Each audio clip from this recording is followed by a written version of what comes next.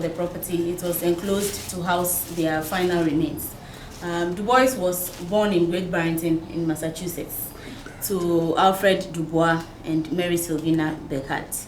His parents were fee-freed generational slaves, and he attended the Great Barrington High School, Fisk University, and till Harvard University. Now, when he passed here in Ghana, he was given a state's burial and buried initially in a vault at the Christianborg Castle, which used to be the seat of government.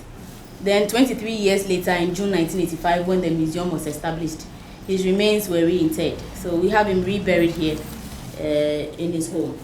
And the second wife, Shirley, she passed in China in 1977. It was her wish that she would be cremated with her remains brought to be placed beside the husband. And that's exactly what the Chinese government did. So we have her ashes in the Chinese urn right there. His first wife, and their children are all buried in Great Barrington in Massachusetts. Now, you were asking if this is an African thing, burying somebody in their homes. It is part of our culture in Ghana too. So if Nigeria is also doing it, I'm not surprised they are Africans. When elderly people, well-respected ones in their family, passes on, mostly their families don't want to part with the deceased, and so they are buried in their homes. You find this mostly when you visit the Volta region and the Greater Accra region, a few of the town homes and villages. Most of the elderly are buried in their homes, some in their rooms, in the rooms where they passed. You go for a permit from the government or the municipal assembly, and then they would come to inspect. If the person didn't pass of any communicable disease or anything that may come back affecting the family, then you are allowed to bury them in your home. So you find that somebody passes, and if the funeral is to be held today, they immediately part the way, bury the person nicely and cover it. If somebody wants to sleep in there, they can continue and do so. Dubois, I believe, he and his family have been well treated and respected by Ghanaians by honoring him in this way and burying him here, and also establishing a museum in his memory. So we have him resting peacefully here.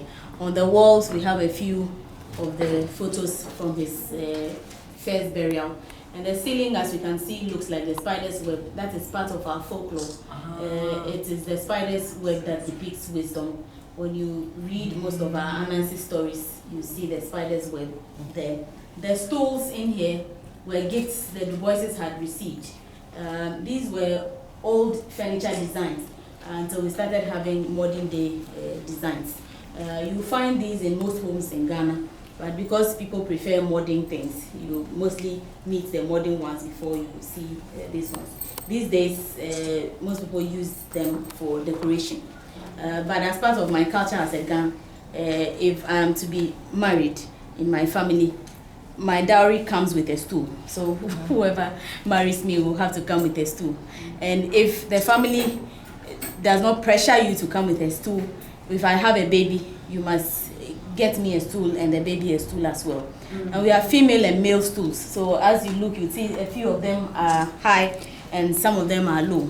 So like these two, for instance, there's one high one there and then the low one. The high one is known as the male stool and the low one is the female stool. But that's more comfortable there. The low one is more broad. You have hips.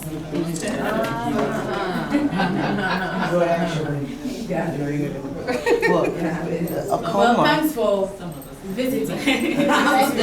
Educating us. You're welcome. Did you say that you were Ghan? Yes, I'm Ghan from